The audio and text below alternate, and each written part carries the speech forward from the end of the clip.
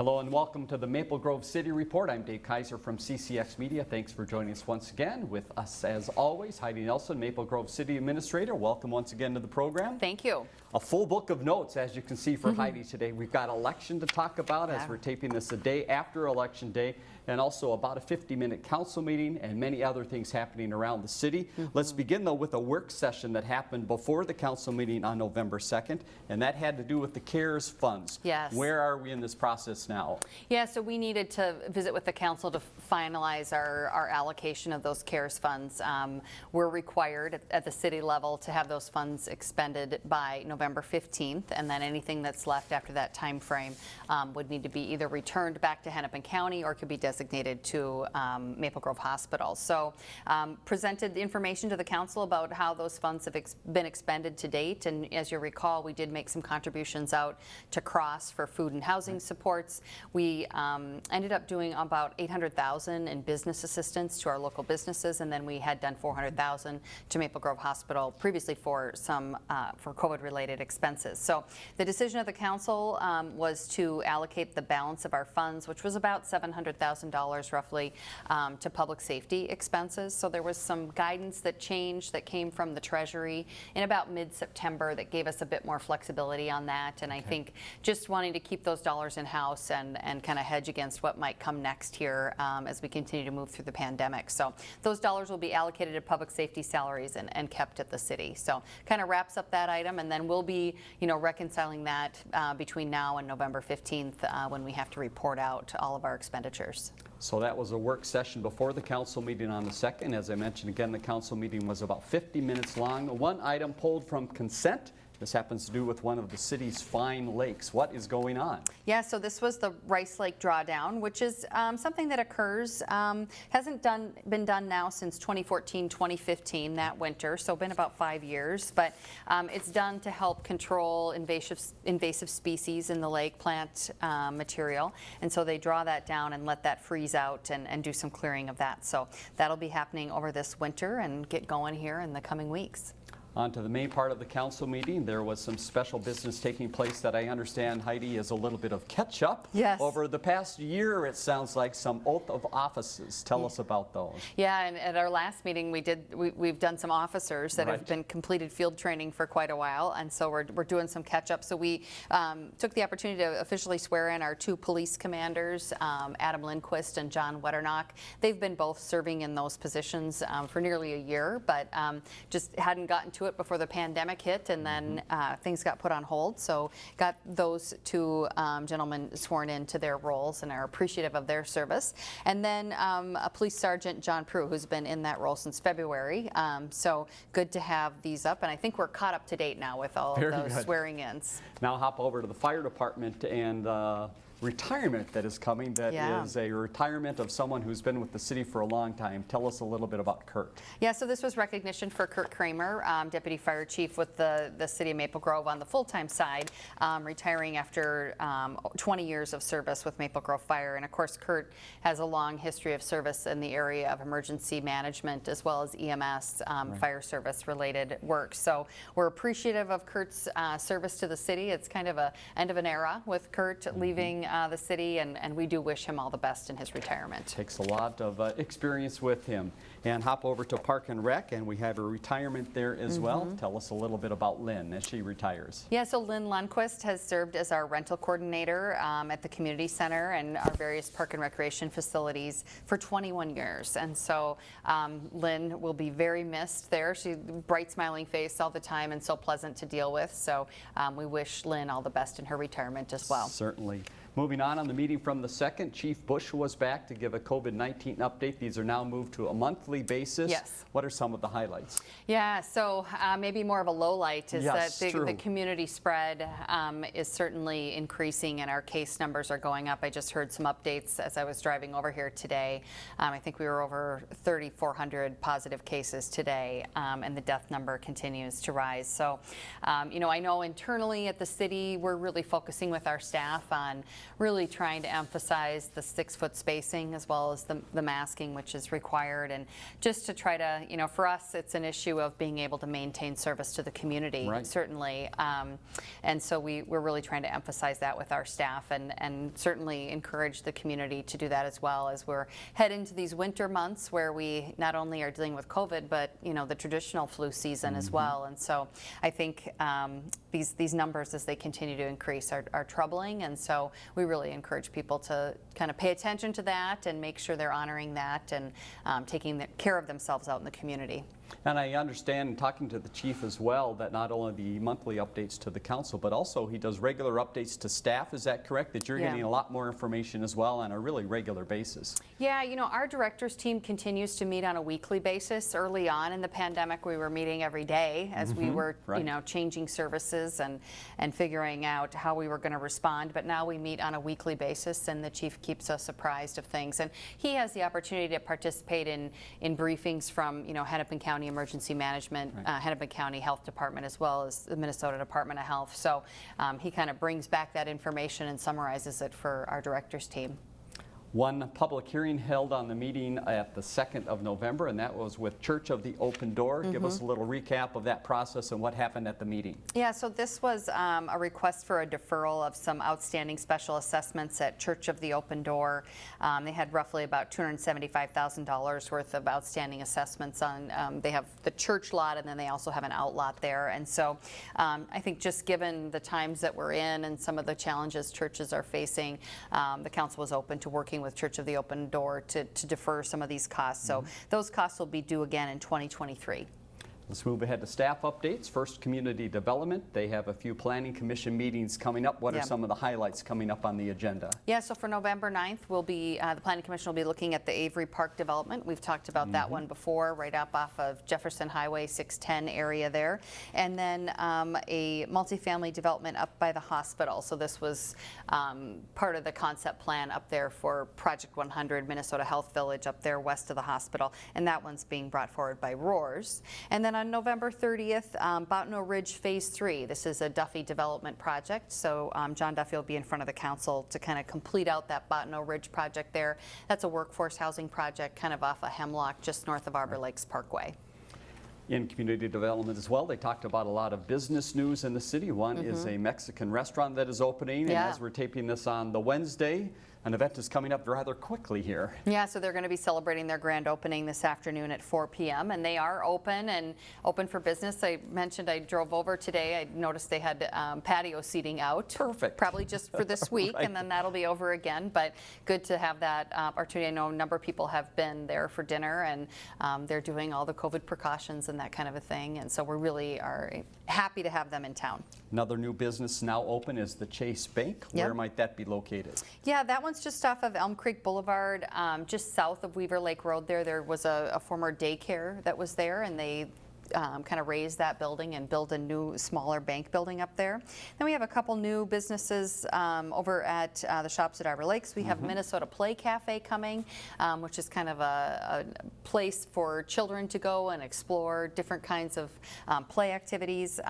And also to mention, the Maple Grove Parks and Recreation is going to be using the former Forever 21 space there, calling it kind of a recreation studio for various classes, pickleball, that kind of a thing. And then the shops at Arbor Lakes is also looking forward to Thanksgiving weekend with the Plaid Market and looking to invite Omni back for pop-up day there as well. Very nice. All right, get out and enjoy those activities.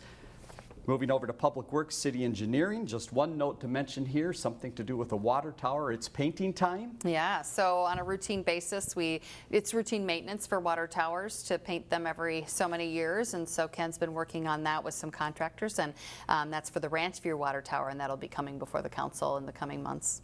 And last in the meeting, your update was a little bit about elections. We're going to touch on that in just a minute after we touch on a quick EDA meeting. Tell us about the focus of that meeting. It was with business as well. Yeah, so this was another use of CARES funds. We've been working with the Arbor Lakes Business Association routinely throughout the holidays. They would have various events that would gather people, during the holidays for the retail season.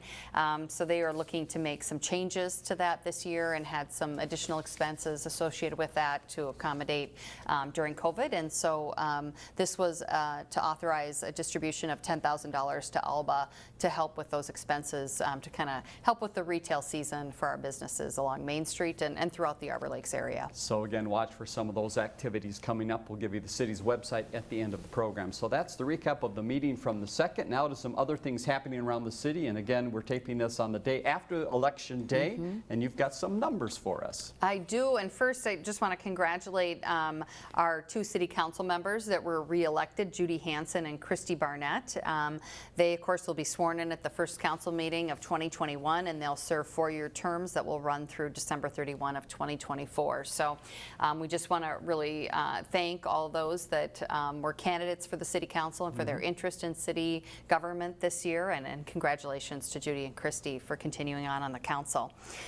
We do want to review a little bit about some of the numbers that we saw. It was a remarkable election year. Right. You know, this was the 3rd election really that we've administered this year at the city, starting with the presidential nominating primary and then the primary and then the general election. So it's been a big year for our election staff, and this general election has really was really a big one. So as of November 3rd on election day, we had 48,028 registered voters, and as we closed business yesterday, we had 50,428. So we added about 2,400 new voters, which I think is just absolutely great news for the country, and that more people are stepping up to participate in the process.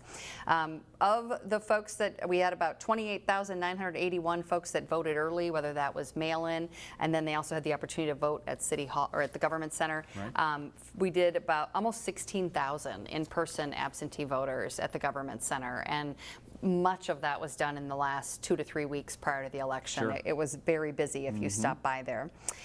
So we are really pleased with how the election turned out. It was really kind of an uneventful day in Maple Grove. That's what you want. That's how we like elections to go, Right. and I know that's how our staff strives to make them happen. And so a huge thank you to our not only our full-time election staff, but also all the election judges that come out to serve. This is a very long day. Polls open at 7, close at 8, but many of them are there 5:30 in the morning, and they're not leaving till 10:30 at night. Sure. So if you know somebody who served as an election Right. judge, make sure to extend your appreciation to them. They really make this work for us and for the city and for the community, and so good to have the election in the books. And I know we're still waiting on some races to be Yes, settled very true. out, and we probably will be waiting for a while, but here in Maple Grove, everything went really well. And really, the results very, very quickly, surprisingly quickly. Yeah, you know, I think by 9:20 last night, all of our precincts were in Maple Grove. They started to come in about, 8:20, 8:30, and then they just all followed rather quickly. So we kind of knew where we were standing locally, and then with, our state House Representative seats, our state Senate seat, county commissioner, those kinds of things, we were able to know kind of where those stood, Right.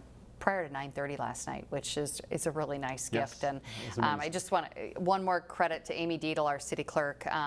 She runs a very great election process, and so that doesn't happen by accident. That happens through a lot of Right. planning and good preparation. And so thank you to her and her team. Yes, hats off to the entire staff, and again, all of the judges that come in and help out. Veterans Day is coming up. You have just a quick note about what will be happening with city offices. Yeah, city offices will be closed on Wednesday, November 11th in honor of the Veterans Day holiday. And then just a reminder, we do have the new Veterans Memorial over at Central Park if you're looking for a place to visit on Veterans Day. We have a few business notes to pass along. In addition to those you already heard in the council meeting, a new business is in town. Great name, Mango Mango. Where do we find it and what do they have? Yeah, so this is a fun one. It's over at the fountains, kind of out in front of Costco there. They offer a variety of desserts, ice cream, and beverages. So this is a new concept for them. They're sort of affiliated with Bonchon Chicken, if you've been there, which is also a great business in town. So we're really excited to have them, and they're open for business. And we've talked a little bit about the COVID business assistance. Again, just Yeah. a quick note to make about that. Yeah, so we've been in the process of going through and reviewing those loans for, they are forgivable if you meet certain requirements. And so we're going through that process of reviewing those and getting letters out to those businesses to let them know. And we've really gotten some very wonderful messages back from the businesses about how this assistance helps help them to stay in business. And without this CARES dollars coming directly to them as a local business, they're not sure that would have happened. So that's pretty rewarding work for city staff to know that, hopefully this will help. And, we know there's more time to go here in the pandemic, so we'll continue to monitor that. But I think we helped some people hang on for a little bit here. Fantastic. We've talked many times on the show about the housing study and the different stages. We're at another stage now. Yeah. What is happening? Yeah, so we have gotten our preliminary report back from Maxfield Research, which is the company we've hired to do this housing study for us. And staff is currently analyzing that report with them and working through some feedback. And we anticipate presenting the report and discussing next steps with the City Council in early 2021. An important date for you to put on your calendar is November 18th. That is the annual Community Forum on Race, but happening a little differently this year. Give us those details. Yeah, so this is going to be a virtual event, and we did a dry run of it last week, and I thought it went pretty well. They're using Zoom technology and going to break people out into groups, that kind of a thing. So I think it'll be kind of a fun thing. But this is a virtual racial healing circle, and it'll be the evening of November 18th. We encourage people to go online. There's an Eventbrite to sign up. Okay. We do need to have you sign up in advance so that we can get your email information so you can be sent the Zoom link, and then they can set up the groups and whatnot. So we really encourage people to participate. It provides an opportunity for attendees to share their stories, emphasizes active listening and being open to differing perspectives, and generates an open, productive dialogue around the issue of race. And of course, the partners of this are the cities of Brooklyn Park, City of Maple Grove, District 279 Osseo area schools, North Hennepin Community College, and then the Northwest Suburban Integration School District. Great event in the community. Again, we'll give you the city's website for more information about that and ways to sign up. I94 Construction wouldn't be right if we didn't say a little bit about that. What's the progress? Well, they've got a gift this past week here, and with the weather turning back to what feels like summer weather. So the Elm Creek Rest Area is planned to open again to users on November 7th, so that'll be nice to have that back for the trucking community.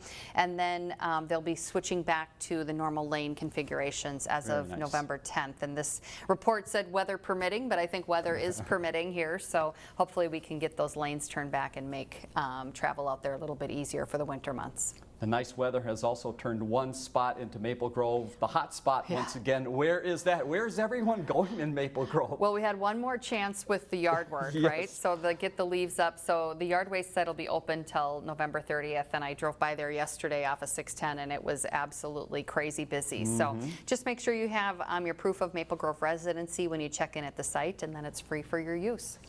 Another note in the city, a unique opportunity happened recently, fire investigation certification testing, and Chief was speaking very highly of us. Give us a little recap of that. Yeah, so this is fire investigator certification testing by the Minnesota Fire Service Certification Board. It's one of the most complicated and difficult tests to arrange because it requires extensive preparation in advance. It's an 18-month effort by our Deputy Chief, Pat Ferens, to create a training program utilizing a variety of sources that provides fire investigator students with training and practice, and this is kind of a hands-on type of environment. So the training benefited the fire investigators from Maple Grove Police and Fire, as well as those from other fire departments in Hennepin County. So just a thank you to Chief Ferens for helping getting this arranged. Yeah, wonderful event. Let's move ahead to Winter Hazard Awareness Week, November 9th through the 13th. We're going to have to think about winter at some point, right? We will.